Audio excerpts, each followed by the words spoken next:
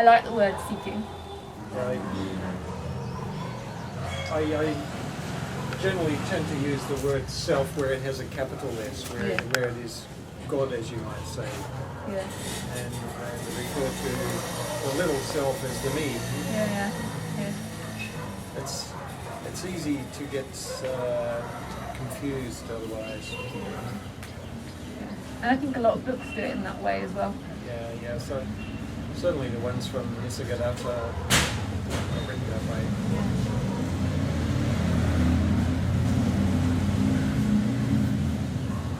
After awakening, is there still the appearance of choices that are being made based on the imagined past that has been lived, even though you recognize it's not you that's making those choices? But there's still that reference? Yeah. So just because everyone has different language for this, just to tell you my language, I say awakening as awakening experience, and then liberation when all of it falls away. So after awakening, often the seeking pattern's still popping back up, and then liberation, it's like there's not a care anymore. That it's all fallen. I call liberation the end of caring about liberation. In awakening, often there's still trying to get back, or there's still stuff coming up. Or just like to take an example, say before your liberation, you had a pattern to be in a certain kind of relationship, or say look out for a particular, or get into a relationship with a particular type of individual. Then say after your liberation experience, then say you come across a particular individual that is like that type of person that you used to be involved with before your liberation. Is there the awareness then that comes in and chooses automatically based on, say, the experiences that were imagined to have happened from that body-mind that existed before liberation? Yeah. Does that make sense? Yeah, I think so, but sometimes I don't always get questions. There's no minding now, or there's nobody here telling me not to pick a relationship because of certain patterns, because there's no longer the fear or trying to avoid certain situations. So say, I'll give you a cup of tea as an example rather than a boyfriend. So here in this experience, sometimes acid happens in the stomach. And so tea, like black tea, English breakfast tea, is not good for that. However, tea is still drunk here. So it's not now that a perfect person's been created that avoids painful situations. It's just there's nobody here thinking that they're doing it anymore.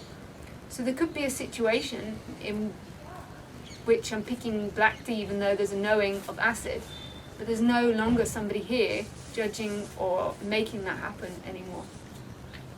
In other words, desire is still being followed. Just like Nisargadatta was still smoking his beedies despite him knowing it was killing him. Yeah. But it's not quite, like, it's not the craving. Like, cravings may be a good word. It's like, the tea is pleasurable,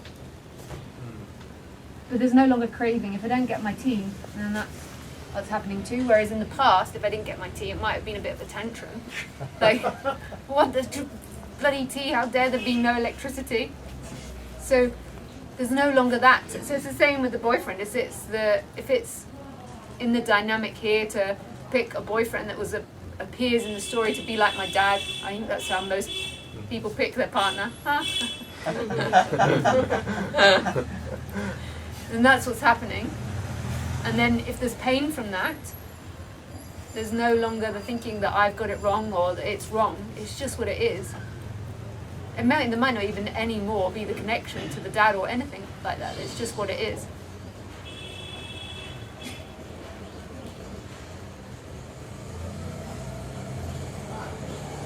I want to ask you about, I think Ajahn Shanti was once talking about the enlightened ego. Enlightened ego. Yeah, it's a step somehow on the spiritual path. You know? Yeah. It's, that the ego is somehow grabbing Yeah. this enlightenment. And I feel somehow when you talk more and more like you are, somehow the ego comes and okay, that's the way it is. Yeah. Huh?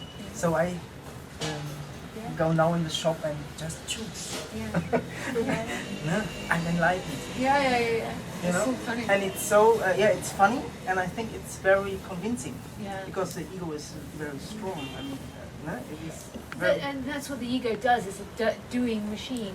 So Yeah, it's like, doing machine. this is Yeah. what I do now. Yeah, it's easy. Yeah. And that's why I always try to come back to, because I do talk in the positive about the experience here.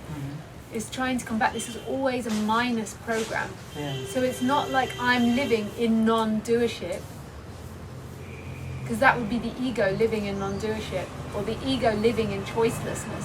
It's just no longer that dynamic is happening of living in doership. But I don't live in non-doership. So this is always a taking away. It's never a getting.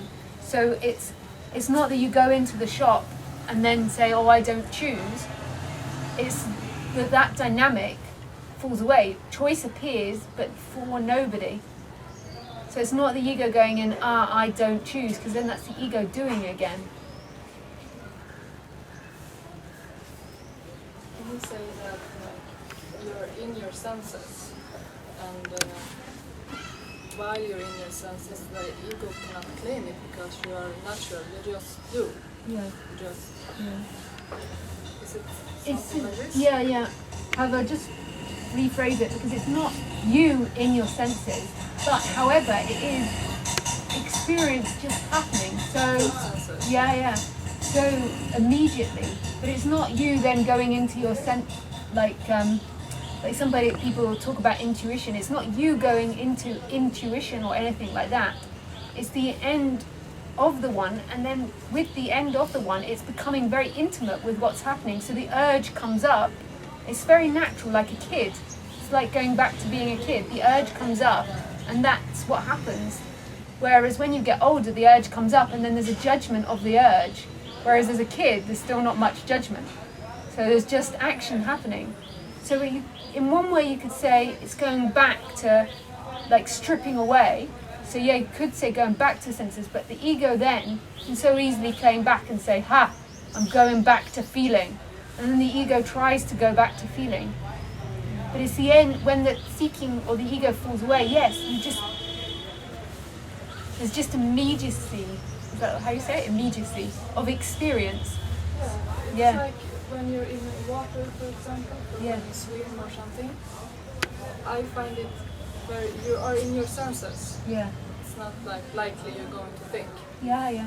So if somehow, There's the water on the skin. yeah, The like body's this, doing it.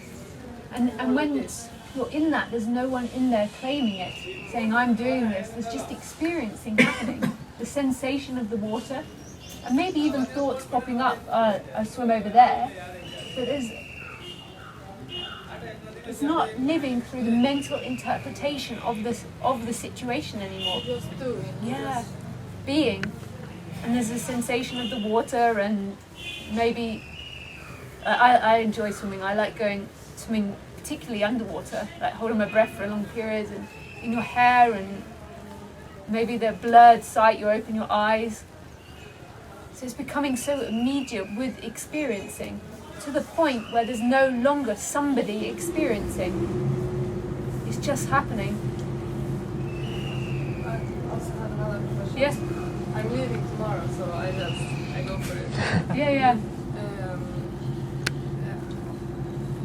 So doing like this inquiry, Yeah. I get like totally what Moji calls paranoid. I like start asking myself, who is there? Who is this? And yeah, it doesn't work. So like last night, I was doing this, and then I heard something like a bug or something, and then my full attention went to this. Yeah. So I said, this is like what it must be in some way. Yeah.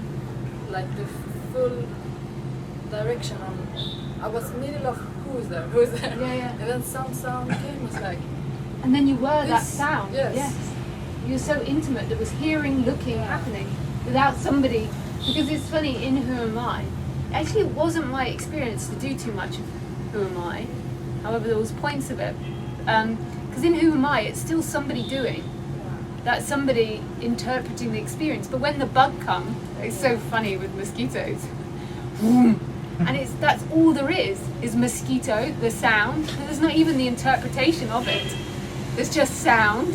There might be the thought mosquito happening, but it's so immediate in the experience. There's no second claiming it. And then this is happening, but you're not killing the mosquito.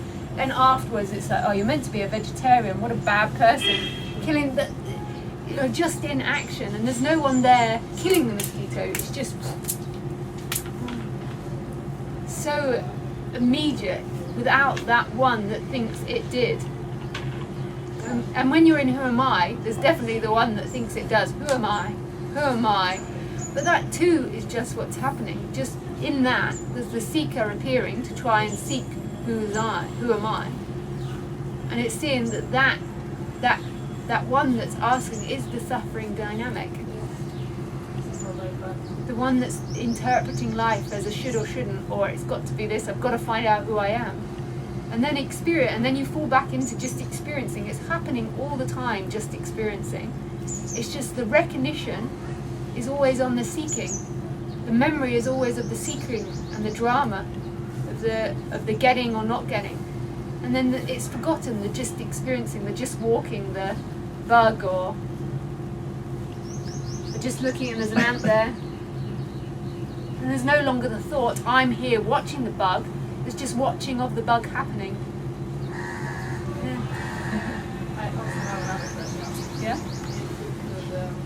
Could say something about man and a woman, because I have the feeling woman, she's more like, for me, it is more about love. But I get the sense from man's side, it is also like, it's a different sexual drive. Yeah.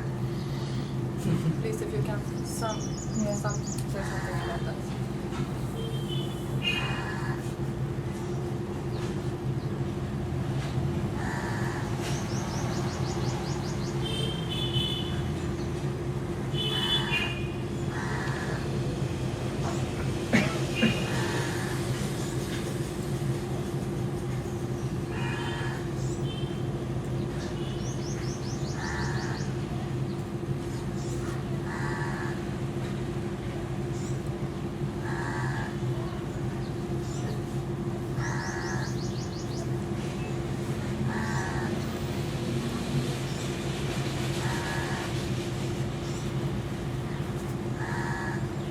So I don't know necessarily if it's so much about man as woman, it's more about the feminine and the masculine energies. And there can be women that have very strong masculine energies, and there's nothing wrong with either of them. They're as they are too. But my experience of when there's a strong masculine energy, it's a lot more intellectual. Life becomes a lot more intellectual. And when you're very strong in the feminine, it becomes a lot more emotional and feeling wise. Although I'm not positive about that, that's just what I've read and been told, and my experience from observation. Like if I get a very heady question from someone, I might say later, or might, if I'm talking about it, say, oh, it was a very masculine approach to this, very like intellectual. And then a feminine, like the other day there was a lady sat here who we were looking at each other, and she started crying and then laughing with no words happening. And if I were to intellectually or verbally interpret that, I might have said a more feminine. But there's nothing wrong or right with either of them. There's nothing good, like better or worse about either of those dynamics. It's only the ego or the second, or that will interpret them and say a preference to either of them. Like that will say, because in the relationship it might be wanting a man that's more feeling wise, or more in the feeling, or more talking about love than talking from a heady position. I feel it's more unlikely for a man to stay in a relationship for a long time because of this sexual drive. Oh, right. Not it hasn't happened personally, but this is like the thought. Because they're like, if it's some beautiful woman pass, they're like totally in the sense that they look. When a woman maybe can appreciate beauty, but don't have the same like, I have to have it. And maybe that is the karma of the woman and the men, or maybe that is the story that the man has more distracted with, like has more of an appreciation for women, like for lots of different women, than a woman does for men.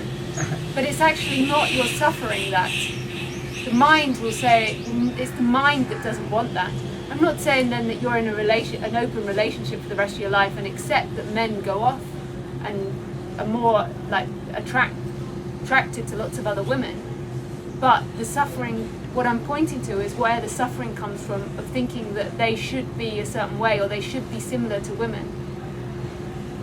Like it might be the case that, and then particularly if the self falls away, or if they're no longer like living through a should or shouldn't, that they're more attracted to a lot more women, or they go off, or they have more urges.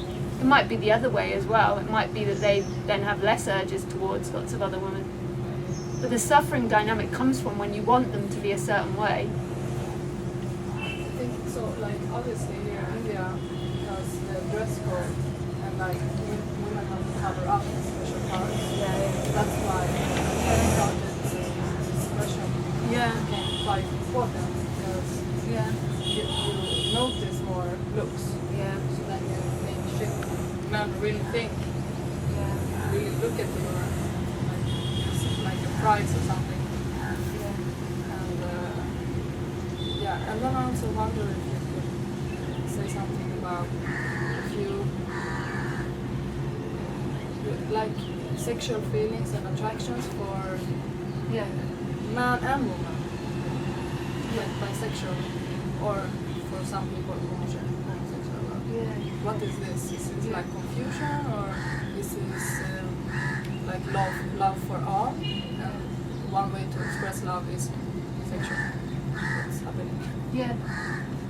I think in duality, in this story, and this is just a personal opinion, like I'm sure other teachers would say lots of other things, one of the most beautiful expressions of oneness is the coming together and making love.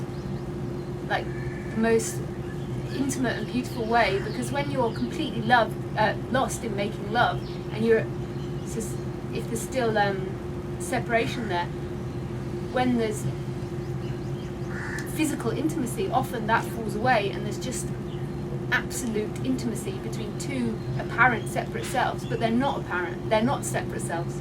They are always God looking at God. And then it's like God physically making love and being so incredibly intimate with another. And it's a beautiful, and in Tantra they often say it's like the highest form of duality expressing oneness. But that's just an opinion. Like it might be that after liberation comes there's no more sexual energy happening. It might be loads. From my experience of different teachers, I've met a variety. I've met some where loads of sexual energy comes up, and some where it all falls away and there's no sexuality left. But there's no right or wrong way. The suffering comes when there's a belief it should be a certain way. When there's no belief of anything, then any expression can happen. And it's not judged in any particular way. But it's I particularly enjoy being in partnership with. I enjoy seeing and meeting and waking up and Laurent's there, and like there's an intimacy that carries on, appears to carry on through time and space. Like there's not the sense here of running around to lots of different guys. There's an enjoyment of a continuous relationship.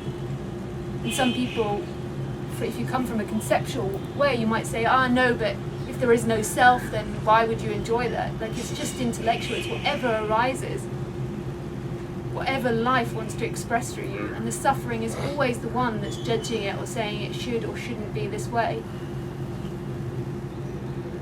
Like Ramana, I don't think ever had a partner, but that's not wrong. That's God expressing itself in that way.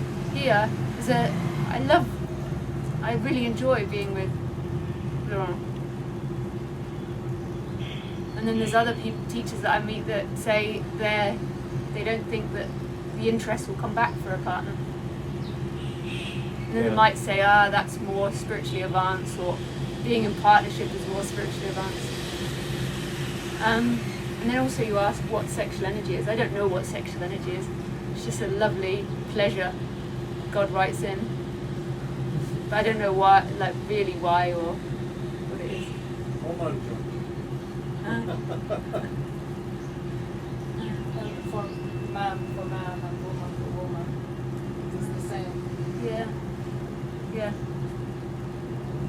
Because this, I wonder not when you're bisexual, when you are homosexual, if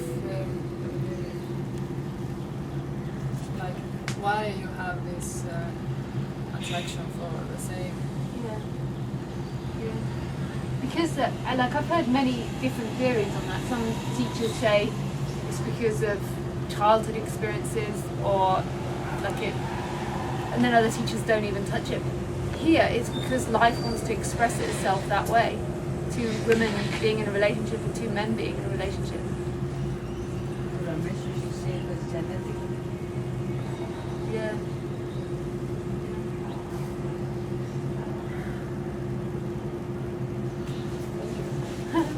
It's funny, I remember asking Caesar this, really hammering him on the sexual energy. What is sexual energy? I'm trying to think about what he said.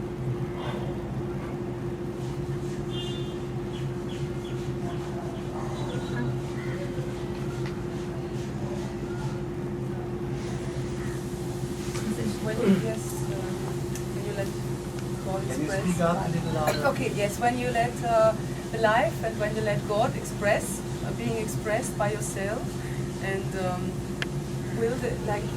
is there any kind of judgment for when for example, just an example, I just any man, maybe he has a relationship or maybe I have one, and just spontaneously there would be some attraction, just an example, yes. But if I would go for that, even though it would hurt him, me, the girlfriend, his or mine, or my partner, would there be any judgment for that, or would it just not be God being expressed by myself when I follow that non-ethical, non-moralic, the actions which are not in tune with the moral? And no, there will be absolutely no judgment of that. That too is God's expression. And that sounds so harsh because the mind's like, oh no, I don't want that happening to me. I don't want my partner to then, I want a partner that says no, that's wrong, and then that appears to give safety. Because the mind always tries to look, and the mind's always going towards the negative, the fear aspect of it. I'm not saying that that's what is happening here, that Lisa's running around having lots of affairs, or doing that dynamic, but that's what the mind imagines when they imagine that morality being taken out. The mind imagines that when morality is taken out, or the ideas of morality, that it's bad to sleep with somebody who's in a relationship, that's what will happen. That's not, do you see what I'm trying to say? It's just bad because we label it. Yeah, it's bad. It's not a bad action by itself. It's just the mind judging it. Yeah. Well, I mean, in terms of society, if you thump someone in the face, then in society that is bad. But it's the suffering ends when you see that you couldn't do anything else but thump someone in the face. But in society, you'll be punished. If I were to go and have lots of affairs, maybe I get beaten up by the woman that I had the You create some karma immediately. You create an action immediately. You experience the result, and that's also perfect. Yeah. That's also God is being expressed by them. Yeah. But I might run away also from that person that's trying to beat me up. Like they say you slept with my husband, and I might run the other way and try and avoid being beaten up. But it's that mind but it's the seeing, like people fear this morality one because what the mind fears is the mind fears that deep down they're a Jack the Ripper or a really bad person. And it's the illusion of the mind. They think that they have to control everything because they're going to do lots of bad actions. It's such a lie. It's not, you think you take out that morality and then suddenly you're going to be robbing, stealing or cheating on lots of people. If that does happen, it is what it is. That too is what it is.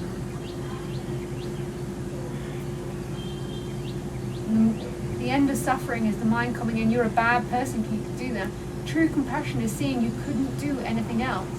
And that if your partner also had an affair, he couldn't do anything else. It's not that you stay with the partner though after that. It might be moving away, or might be crying when the partner tells you.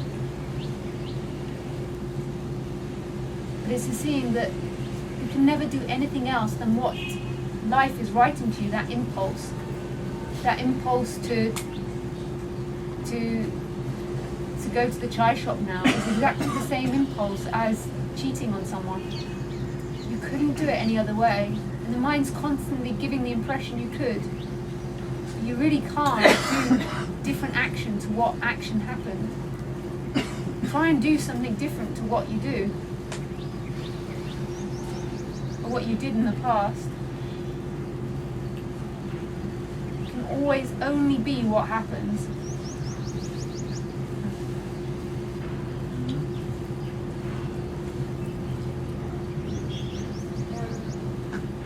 Let's say life brings a teacher or someone in the life, and Can you speak louder? yeah, let's say life brings a teacher or someone. There's an impulsion to, but I guess this conditioned being is still grasping and wanting to find someone to help in the seeking. Yeah. So is having a teacher or not having a teacher, it's kind of the same thing? Yeah. In this story, there were 3 clear teachers. But when I say that, even that is slightly misleading, because life is the teacher. Like, if life wants liberation, it will take you to exactly the right experiences. So it's always life. It was never because of Roger, who was my last teacher, that liberation happened here. It was because life decided to write that dynamic in. He was never really the teacher. I was never the student. It was just life gave that appearance of that dance. Like, he never taught me something separate from. It was life that decided to write in that appearance of that dynamic. It was never him. It was never because of him. The other 2 teachers.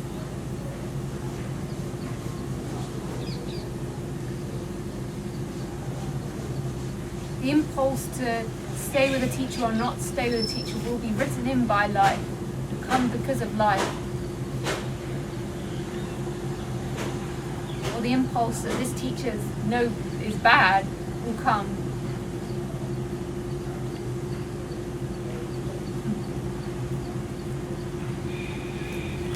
When you say a happening is happening, some people are more gifted to think very Some well. Some people- people have more gift of thinking well. They have more information and they process it and they make a plan. So a planning is happening. Yeah. So what is wrong in that? Nothing. That can make things more effective and efficient. So So Yeah, if contemplation or planning happen, then that too is what is happening. There's nothing wrong with that. It's seeing though that the one that plans or the one that thinks it's doing is never a somebody. There's nobody ever there doing the planning. So the idea to plan to go to Thailand, there needs to be a visa to be got. It needs to be sent off to Chennai. It was never me doing it. However, planning might still happen. Or thinking, like Ramesh, one of my teachers, he loved to think and contemplate. But it was never him, Ramesh Balsaka, it was never him thinking or contemplating. Thinking or contemplating was happening. So there's absolutely nothing wrong with planning. It's the one that believes that's doing it is the one that will go, not the planning or the thinking.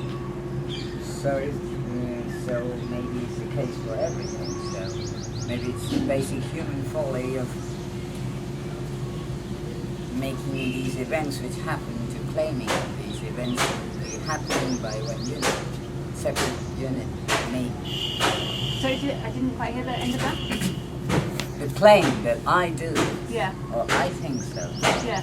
inwardly, not like just verbally. Maybe you should say verbally sometimes, because a lot of people do need to be told they don't have so much of gift of intellect. They don't have what, sorry? So Many much- people are not so gifted. Yeah. So sometimes you have to say, and especially in India, Yeah, that I think very well, so please listen. That's different, but inwardly, if there is no claiming of what I do or what I think or what I dreamt or what I did, or even if I slept with another woman when I'm in a relationship, but sometimes even knowing that it's not for me to sleep with other women when I'm in a relationship, or to have a cup of tea or black tea or whatever. yeah. So maybe when the ego tries to claim that I did this, Yeah. maybe it's the folly, not the event itself, including thinking. Maybe- If somebody can think well, Yeah. it's a faculty, it's a gift from God. So it's also an event happening in God's creation. Yeah, there's nothing wrong with a good intellect. Here, actually, there's not such a good intellect. Pardon? Here, it's not such a good intellect. But intellect is a beautiful expression too. That there's no, it's not that having a good or bad intellect is better or not better. It has its place in its utility. Yeah, That's how I see it. yeah. It's not about not having a good intellect or having a good intellect. Because that's for sure. That here, there's not such a good intellect. My teacher had a brilliant intellect, so it's not dependent on that either. Because here I hear a lot of people saying that good intellect is a detriment to the spiritual Oh, growth. really? Yeah. Oh, it's And funny a lot of because people say that. because I used to hear that an intellect was important. So it's funny because I feared not having a good intellect. I used to hear the teachers saying that having a good intellect was important. Yeah, but neither like my teacher Roger and Ramesh both have very good intellects.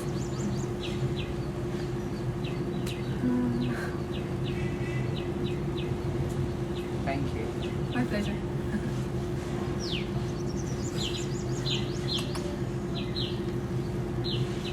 We're at 12:30 already. Wow. I went quickly again.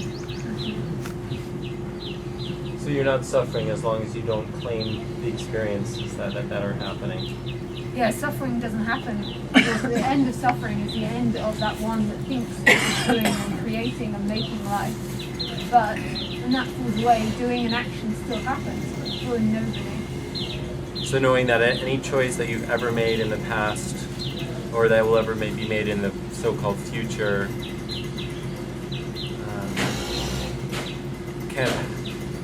it's a delusion to think that there's ownership of those choices ever. That's the whole illusion of self. That's how God creates the impression of self as choice and free will. Through memory and ideas of what choices you made in the past and the future, you're going to make in the future. And that's the end of self, is the end of the one that thinks it's doing. And then life just becomes a happening, just experiencing.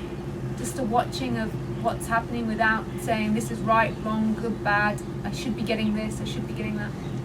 The end of those ideas. To the end of the one who's doubting and recognizing the completeness and the incomplete. That all the incompleteness is perfect like it is, yes?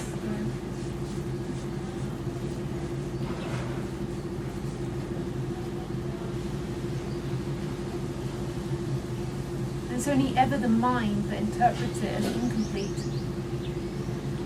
It's only ever the seeking self that says this is incomplete. When it's just experiencing without that thought arising, there's no sense of complete or incompleteness. It's just as it is. It takes the thought this is incomplete to give that appearance or impression. In an action itself, it's only what it, or in a happening itself, it's only what it is.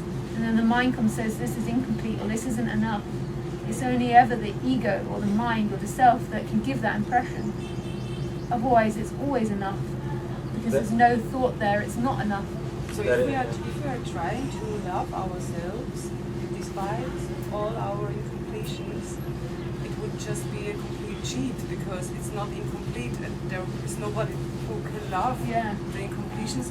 So, but for some people maybe it doesn't, they need to maybe increase some self-acceptance. Yeah. So, like you, but if it's perfect and if nobody is there, then this action of self-acceptance is completely an illusion. But if it needs to happen, if that's what needs to happen in the story, that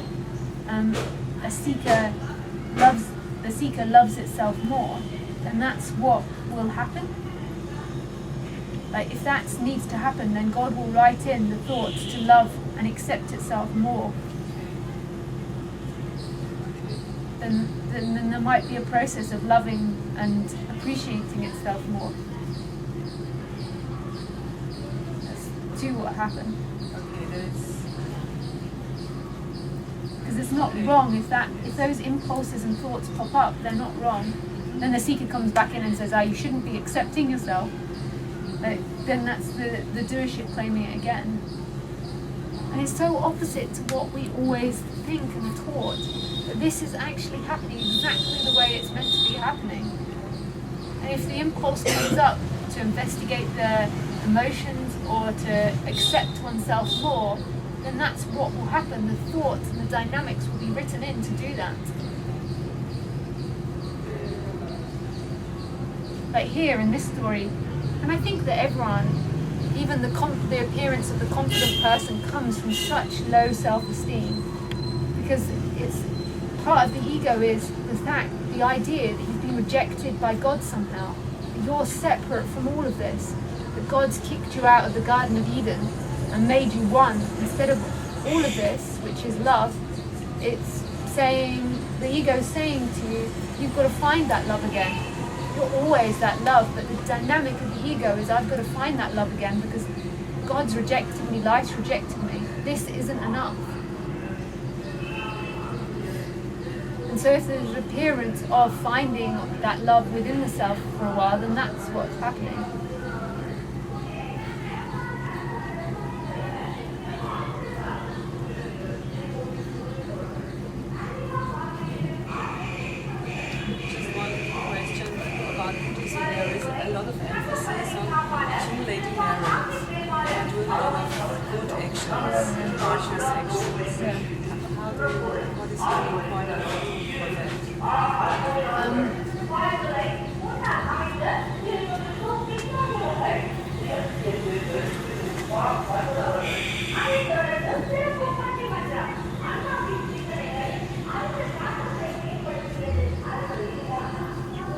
Seeing that the one that thinks it can choose the difference between good actions and bad actions is the illusion. It's not. And I know I came from Buddhism too, and I came from also the dynamic of being an activist, an animal activist. So I did other things as well, like working with kids as well.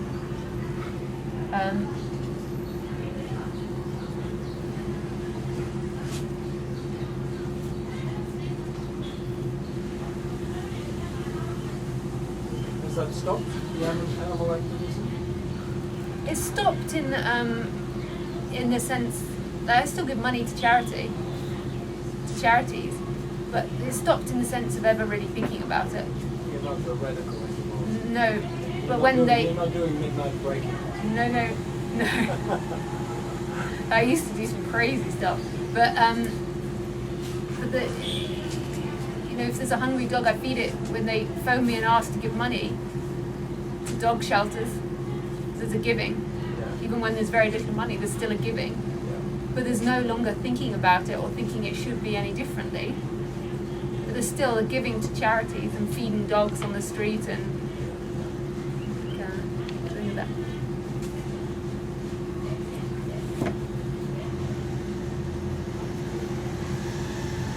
So it's never in the good or the bad actions. However, it's just seeing that the mind fears. The mind is the one that fears it will do bad actions. Like sometimes I describe what's happening here now as constantly giving. Although that's only a description and the mind takes that in so many different ways. But it's not like I'm constantly giving out money to people or anything like that. It's just there's a sense of no longer rejecting what is, which is it's like it's not even a constant acceptance, it's like true compassion, but always, it's so hard to put into the positive. Yeah. There's no longer all those judgments and that hate. And then I get the impression with Buddhism is that the mind tried to put the Buddha's words into action.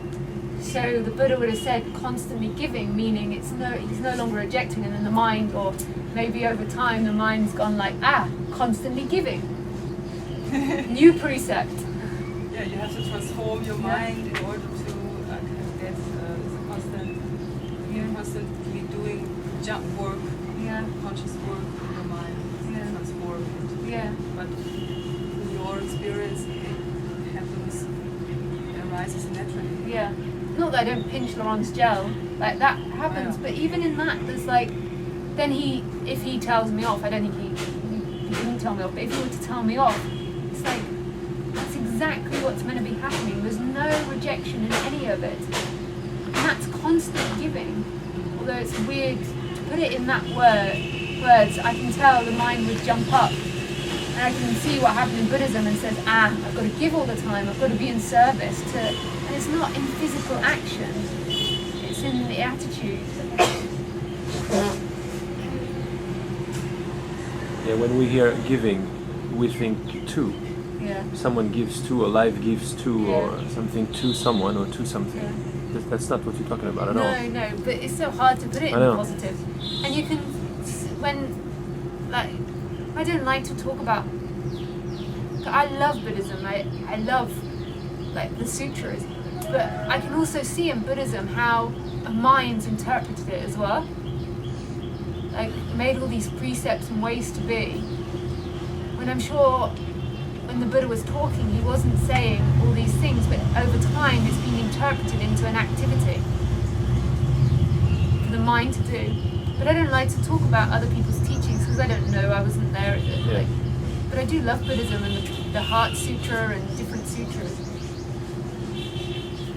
I like the idea of when you talk just about seeing, because you talk often about seeing or being.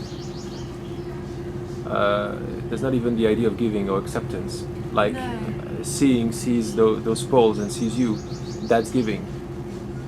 And receiving at the same time. It's a little screwed up, but it's not separate from that.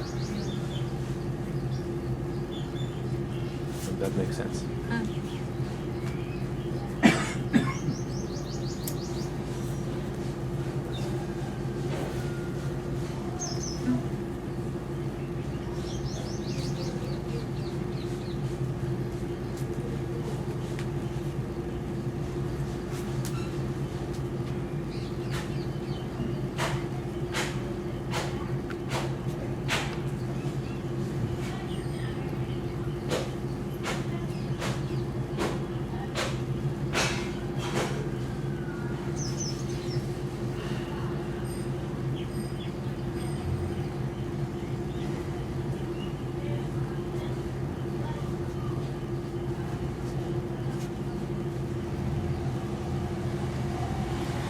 Thank you. Namaste.